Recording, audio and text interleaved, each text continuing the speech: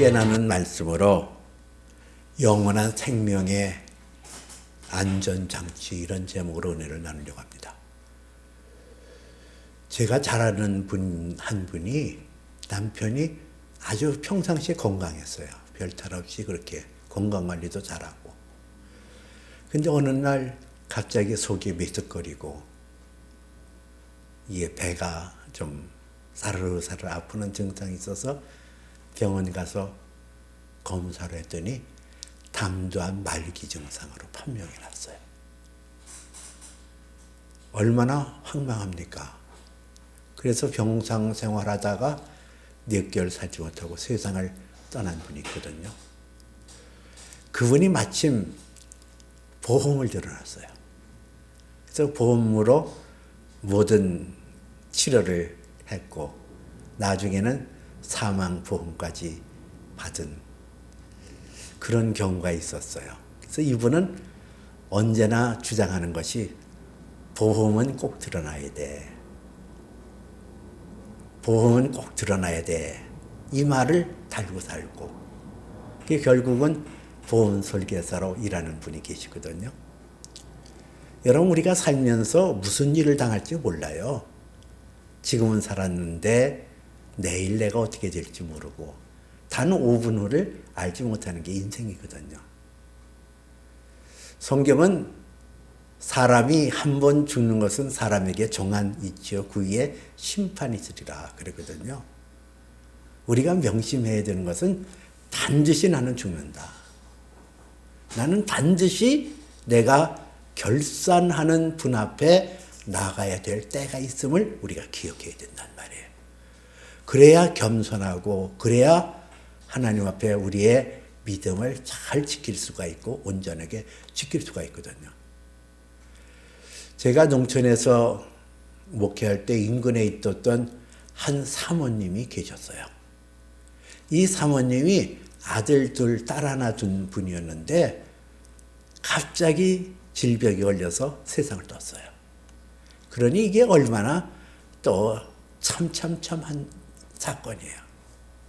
그러니까 그 당시 그 남편과 신앙이 좋았던 시어머니가 이 참 말로 표현 못할 만한 그 황당한 그 앞에 그 시신을 놓고 막 울면서 막 기도를 했대요.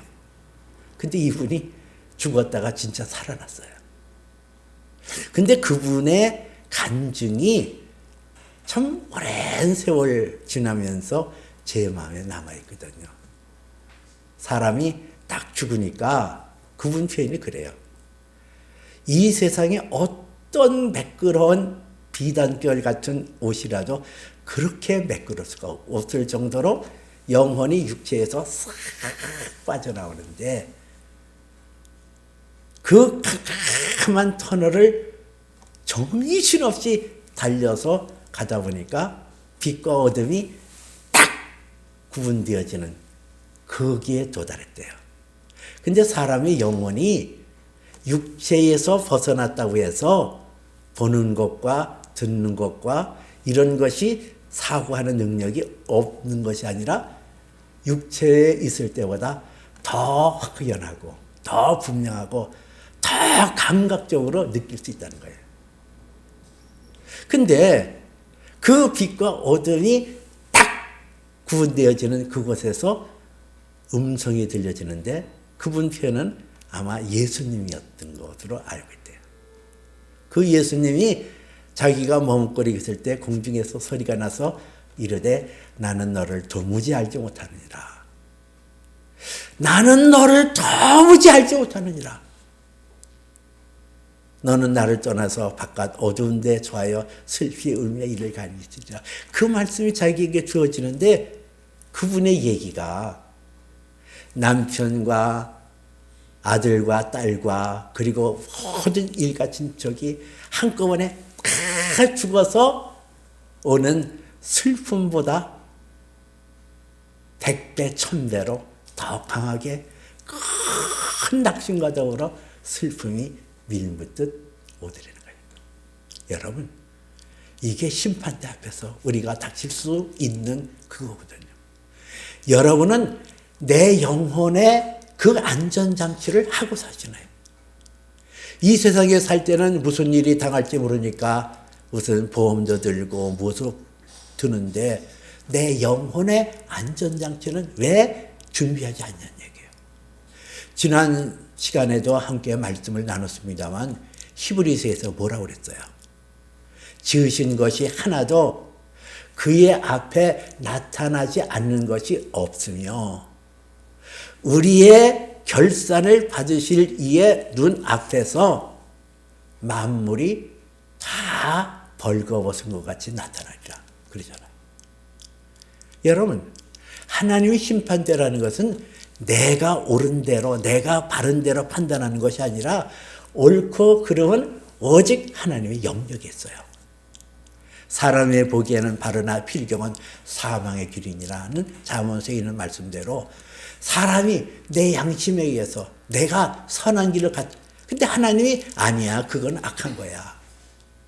그건 악한 거야. 이렇다고 한다면 어느 누가 변명하겠냐고요. 내가 옳습니까? 내가 옳잖아요? 누가 변명하고 누가 그 하나님 앞에서 항거할 수 있냐는 얘기예요. 어느 누구도 할 수 없어요. 하나님의 옳다는 그 말씀을 듣기 전까지는 아무도 자기의 옳음을 주장할 수도 없고 나타낼 수도 없다는 거예요. 이 영혼의 안전장치. 내가 하나님 앞에 섰을 때에 하나님에게서부터 옳다라고 인정을 받을 수 있는 하나의 그 준비된 것은 사람에 의해서 되어진 것이 아니라 하나님에 의해서 되어졌다. 그 하나님께서 만들어지는 그 안전장치라는 것은 내 영혼에 영원토록 보장받는 안전장치라는 것은 오늘 성경에 예수 그리스도께서 우리의 대제사장으로 오셨다는 거예요. 예수가 우리의 영혼의 안전장치로 대제사장이 오셨다는 사실을 우리가 믿고 그 믿음에 섰을 때 우리는 하나님 앞에 심판대 앞에 섰을 때에 두려워하지 않고 떨지 않고 안전하게 영생을 얻을 수 있다는 거예요. 그러므로 오늘 성경에서 말하고자 하는 그 대제사장의 의미를 살펴봐야 될 것이에요. 그 대제사장이 왜 필요한가?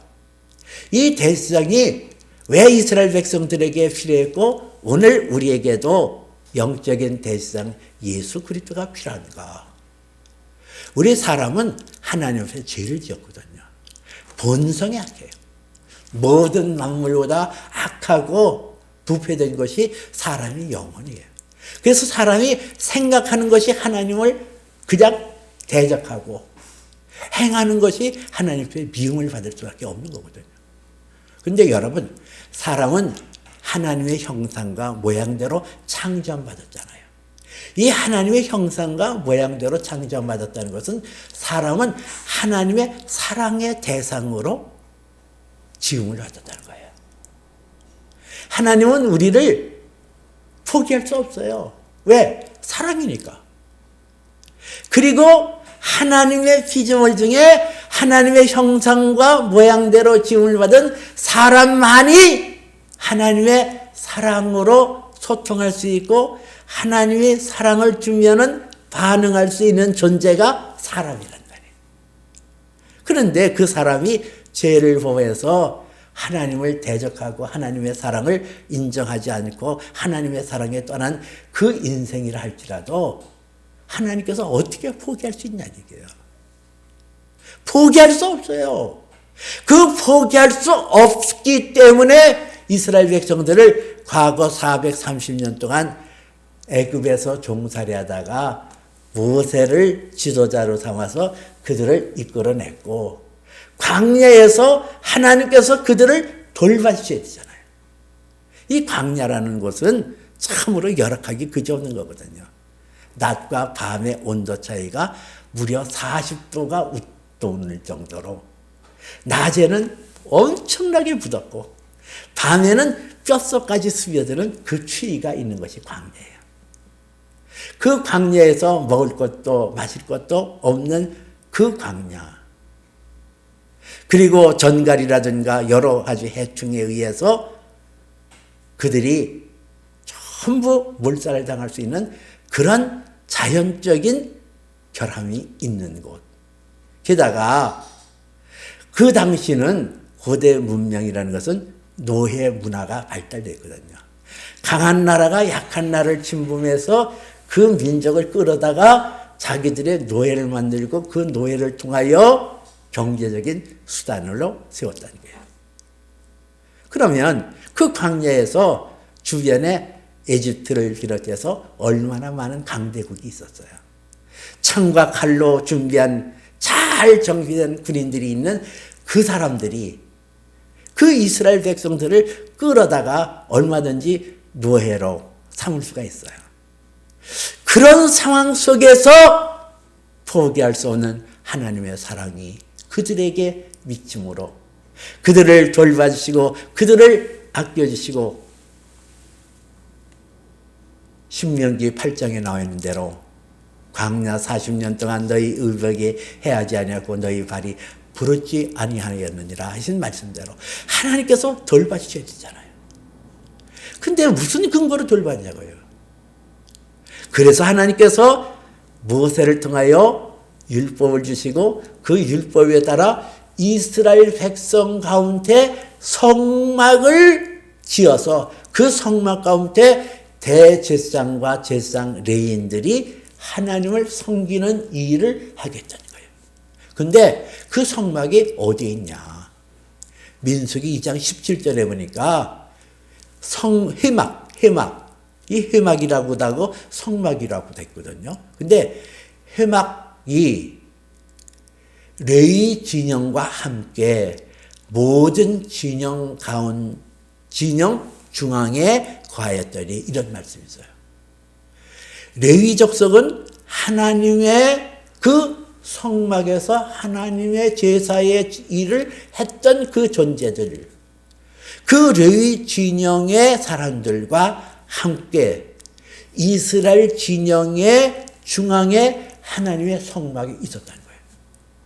이스라엘 백성들이 하나님의 궁일과 하나님의 인자하심을 얻을 수 있었던 유일한 비결은 그 이스라엘 진영 가운데 성막이 있었고 그 성막에서 하나님의 제사를 지내는 그 제사가 있었기 때문에 그들 백성에는 한낮에는 하나님께서 구름 기둥으로 저들을 지켜주시고 한밤에는 불 기둥으로 저들을 지키시고 그리고 하늘에서 만나를 내리시고 저들에게 물이 없을 때는 반석에서 물이 나오게 하셨고 고기가 먹고자 할 때는 메추라기 떼를 보내셨던 하나님의 은혜를 누릴 수 있게 했다는 거예요. 하나님의 사랑과 하나님께서 돌보심을 받을 수 없는 그들에게 그것을 감싸고 그것을 덮어서 은혜를 받을 수 있었던 하나의 중요한 은혜의 수단, 안전장치는 이스라엘 백성들에게 대제사장이 있었다는 얘기예요. 그래서 오늘 성경 우리가 함께 나눈 이 5장에서 말씀하기를 대제사장마다 사람 가운데서 택함을 받았으니 하나님의 일에 사람을 위하여 예물과 속죄하는 제사를 드리게 하나니 이런 말씀이 나오잖아요. 이 제사장, 대제사장은 사람에게서 택하였다는 거예요. 12 이스라엘 지파 중에서 레위 지파를 택하시고 레위 지파 가운데서 아론의 그 가족을 택하시고 아론의 자손들을 통하여 제사장과 대제사장이 나오겠다는 거예요. 하나님이 택했다는 거예요. 그런데 그 하나님의 택함을 받은 그들이 무슨 일을 했냐? 하나님의 일에 사람을 위하여. 하나님의 일인데 사람을 위하여 하는 거래요. 예물과 속죄하는 제사를 드리게 했다. 그 예물을 드렸다는 거예요. 왜? 그 성경은 오늘 2절에서 뭐라고 말씀하셨어요?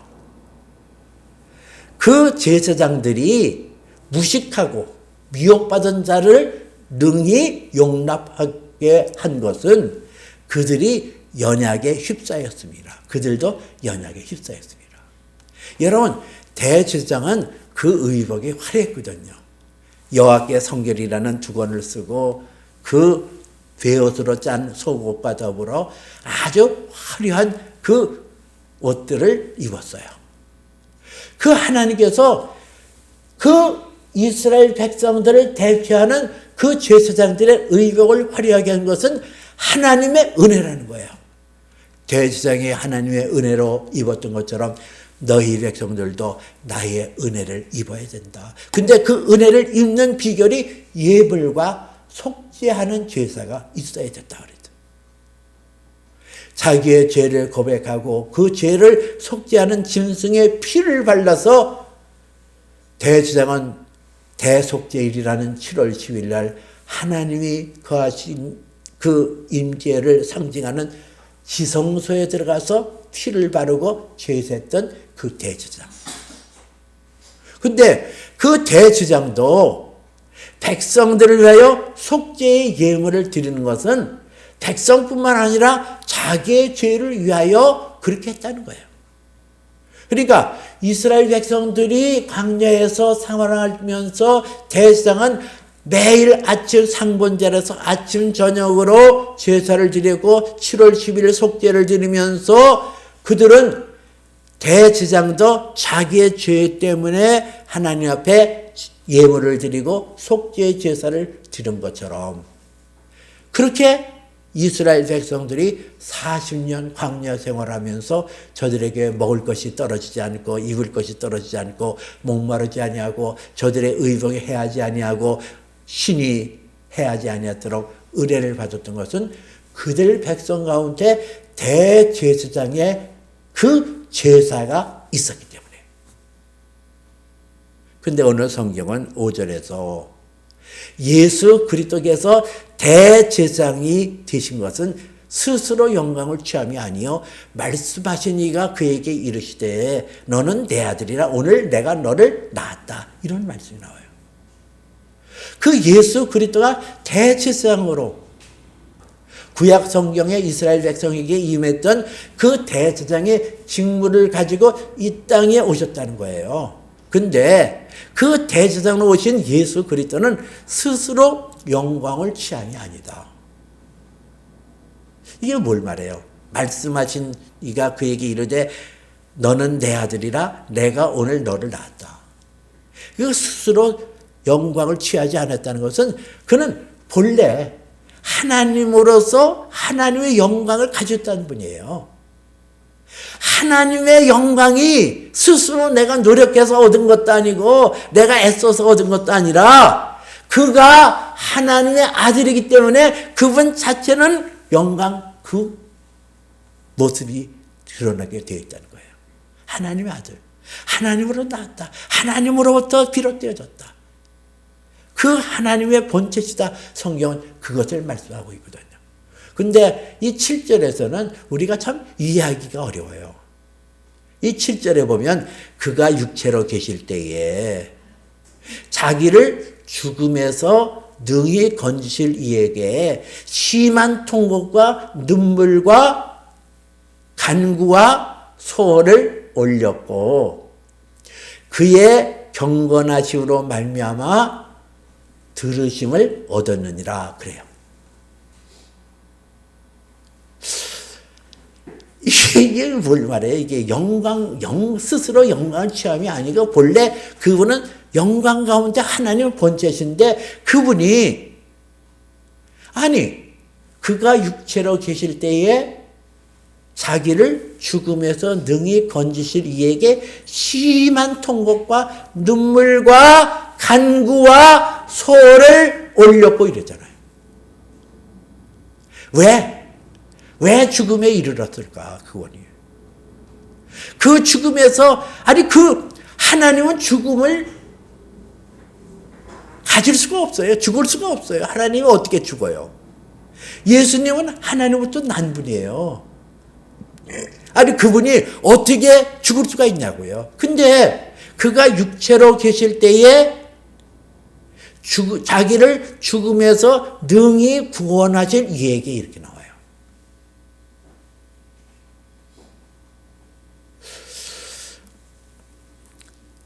이게 뭘 말해요, 이게? 이게 어떻게 보면 이게 참 넌센스고 좀 이게 이해치 못하는 부분이 이런 부분이거든요. 그러니까 이거는 스스로 그 죽음이라는 깊은 웅덩이에 자기 스스로 빠진 거예요.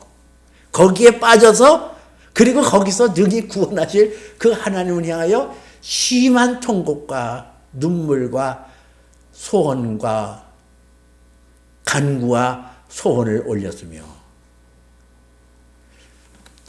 참 이게 어떻게 보면 이게 좀 어리석잖아요. 아니 누가 그 구덩이에 빠지래? 그 죽음의 구덩이에? 스스로 빠졌다는 거 스스로 그 죽음에. 그리고 심한 통곡과 눈물로 그리고 거기서 하나님 날 살려주세요. 그리고 구했다는 거예요. 왜?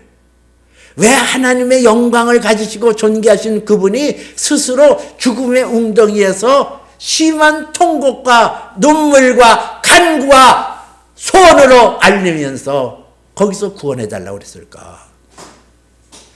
철저하게 하나님의 형상과 모양대로 지음을 받은 하나님의 자녀들을 구원하기 위한 하나님의 자기 희생이었던 얘기예요. 근데 무엇 때문에? 여기 보니까 그의 경건하심으로 말미암아 이렇게 나왔거든요. 그의 경건하심으로. 이 of course 말미암아 뭘로? His reverent submission 이렇게 나와요. reverent submission 이렇게 되어지면은 그의 하나님을 절대적으로 신뢰하고 절대적으로 존경하고 존귀 여기는 그런 submission 복종으로 말미암아 그의 기도가 응답되어졌다. 그의 경건이라는 게 뭘 말할까? 하나님의 마음을 알았다는 거예요. 하나님의 마음. 하나님이 포기할 수 없는 사람, 하나님의 형상과 모양대로 짐을 받은 그 인생을 포기할 수 없고, 그러나 죄에 빠져서 죄인에 대해서는 하나님의 공의가 있거든요. 죄인을 멀리하고 죄인을 징계하고 죄인을 심판하는 하나님의 공의와 포기할 수 없는 하나님의 열정, 이 갈등 속에서 예수 그리스도는 심한 통곡과 눈물과 간구와 소원을 올렸다 그랬어요. 그 하나님의 사랑이 와닿으니까. 이게 무엇은 아니에요. 하나님의 심판에 대한 무서운 징계가 있어야 되고 그들을 용서하고자 하는 뜨거운 열정, 사랑의 대상으로 인도하시고자 하는 그 열정, 이것이 부딪히니까 그 가운데서 심한 통곡이 나오고 눈물이 나오고 간구가 나오고 소원이 있거든. 저와 여러분이 거저 구원받은 것이 아니에요. 우리의 영원한 대제사장 되신 예수 그리스도께서 과거에 구약에 있었던 대제사장은 매년마다 하나님 앞에 드리는 속죄의 예물이 필요했습니다. 그리고 그들은 다 죄 가운데 죽었어요. 그러나 우리 주 예수 그리스도는 당신의 몸을 제물로 단번에 드리심으로 영원한 속죄의 그 은혜를 우리가 입도록 만들어 놓으셨어요. 대제사장은 1년에 한 차례 하나님의 성소를 거쳐 지성소에 가서 하나님의 언약궤가 있는 그곳에 피를 뿌리며 하나님 앞에 온 이스라엘 백성들의 축복을 위하여 기도했다고 한다면 우리의 대제사장 되신 예수 그리스도는 당신의 몸을 피를 흘려 그의 피를 가지고 영원한 지성소 하나님 나라에 이르러서 그분은 우리를 위하여 끊임없이 간구하시고 그분은 우리를 위하여 눈물로 호소하시는 그분이라는 거예요. 그래서 10절에서는 하나님께 멜기세덱의 반차를 따라 대제사장이라고 칭함을 받으셨느니라 그랬어요. 멜기세덱의 반차, 다음 주에 또 멜기세덱에 대해서 함께 얘기를 나누겠습니다만은 그 멜기세덱이라는 뜻은 의의 왕이라는 뜻이에요. 예수 그리스도는 의의 왕으로 대제사장이라고 칭함을 받았다 그랬어요. 하나님께 멜기세덱의 반차를 따라 대제사장이라 칭함을 얻었느니라. 예수 그리스도는 과거에 이스라엘 백성들이 가졌던 그 대제사장은 일시적으로 사람들의 죄를 가리워서 일시적으로 그들을 불의의 모든 것을 속죄의 제물을 통하고 예물을 통하여 하나님의 진노를 피할 수 있는 그런 의의 덮개를 가지고 나갔다고 한다면, 그렇기 때문에 날마다 제사를 드려야 되고, 그리고 반복적으로 매년마다 대속죄일의 제사를 드렸다고 한다면, 예수 그리스도는 멜기세덱의 반차가 되셔서 그가 의를 가지고 있는 대제사장이라는 의미는 예수 안에 있는 저와 여러분들이 하나님의 아들 예수 그리스도와 더불어 의에 이른다. 그것은 하나님의 본성 거룩에 이른다는 뜻이에요. 이 의에 이른다는 것은 어떤 무엇으로도 침범받을 수 없고 어떤 무엇으로도 손상받지 않으려는 완벽한 것이 의라는 거거든요. 예수 그리스도, 그분은 나의 영원한 대제사장 되셨어요. 그분은 보증으로 우리에게 성령을 베풀어 줘서 대제사장 되신 예수 그리스도의 기도와 그 예수 그리스도가 당신의 몸을 깨뜨려서 제물로 드렸던 그 증거가 성령으로 내 안에 와 계시거든요. 여러분들이 영원한 하나님 앞에서 안전장치를 가질 수 있는 비결은 하나님의 아들 예수 그리스도가 이 땅에 대제사장으로 오셔서 자기의 몸을 드리고 자기의 피를 뿌림으로 우리를 죄에서 건져서 완벽하게 그저 있는 의의 단계에 머물렀다는 이 사실을 믿는 것. 그리고 범사의 그를 인정하라. 그리하면 저가 내 길을 지도하시리라 그랬거든요. 우리가 그 보증으로 내게 성령을 주신 것을 우리가 믿어야 되는 거예요. 근데 성령은 바람이 이위로 불매 어디서 와서 어디로 가는지 알지 못하거니와 성령으로 난 자들은 다 이와 같은 일을 했거든요. 내가 하나님의 성령을 인정하는 게 중요하거든요. 여러분, 내 영혼의 안전장치, 내가 죽어도 살겠고 살아서 나를 믿는 자는 영원히 죽지 아니하는 그 말씀대로 내 영혼의 안전장치는 범사의 그를 인정하는 거예요. 내게 하나님의 성령이 어떻게 터치하시는가? 그 하나님의 성령은 내 가운데서 이렇게 살풋살풋 터치하시는데 그 터치가 무슨 터치냐? 하나님은 사랑이라는 거예요. 이게 사랑이야. 여러분들이 이게 사랑이야. 어떤 환경과 어떤 여건 속에서도 이거는 하나님의 사랑이야. 이것이 성령께서 여러분의 마음을 터치하는 공통된 방법이거든요.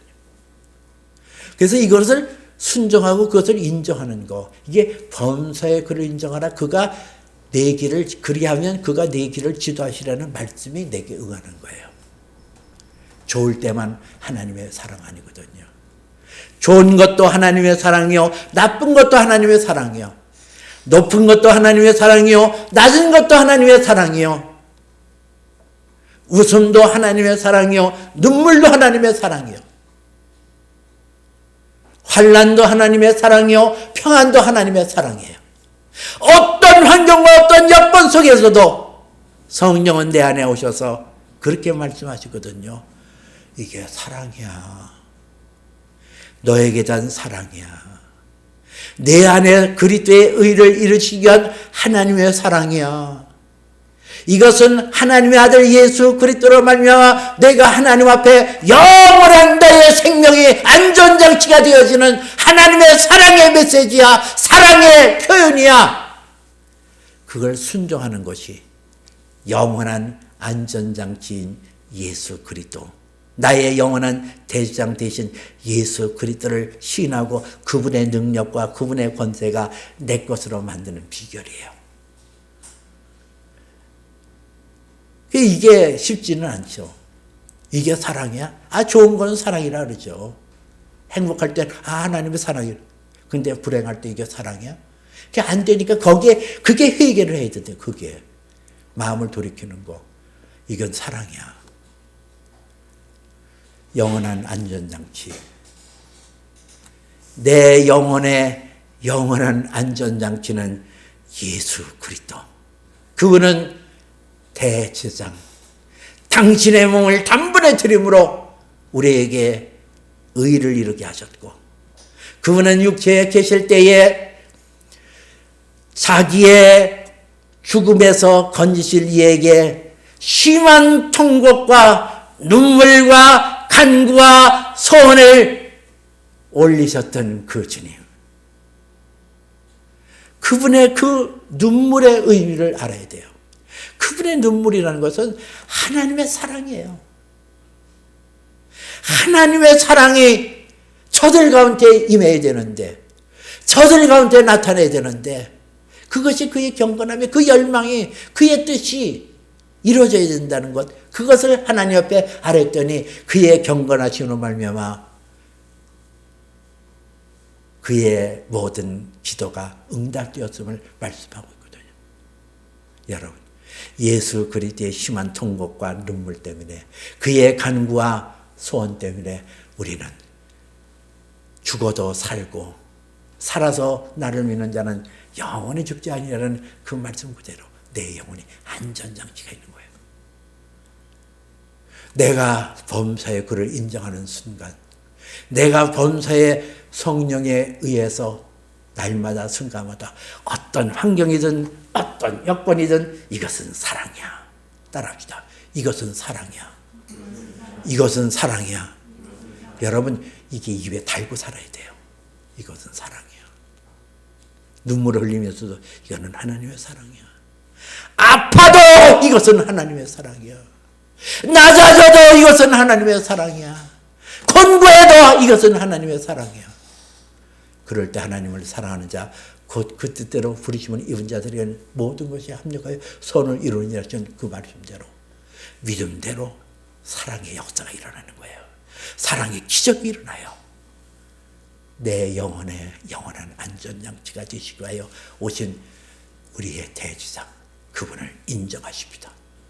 그분 안에서 날마다 새로워져서 하나님 앞에 나갈 때에 나는 비록 창과 칼은 없으되 곧 만군의 여호와의 이름으로 나가노라는 다윗의 고백처럼 우리는 이 세상에 가진 것 없더라도 우리의 대제사장 되신 예수 그리스도가 있기 때문에 우리는 어떤 여건과 어떤 환난 속에서도 내게 승리의 깃발을 날리시는 여호와 니시의 이름으로 우리는 승리하며 나갈 수가 있어요. 그래서 나는 영원한 안전장치가 있기 때문에 하나님의 그 심판대가 결단코 우리에게는 두려움이 아니에요. 내가 하나님 앞에 심판대 서는 날 예수 그리스도는 그의 큰 팔로 심판대 앞에 있는 우리의 영혼을 위하여 그의 피를 보여주실 거예요. 십자가에 흘리신 그 피의 공로로 우리를 감싸 주실 거예요. 우리는 심판을 이기고 영원한 하나님의 천성에 이르게 되어질 겁니다. 이런 은혜가 저와 여러분에게 임하기를 주님의 이름으로 축복해 드립니다.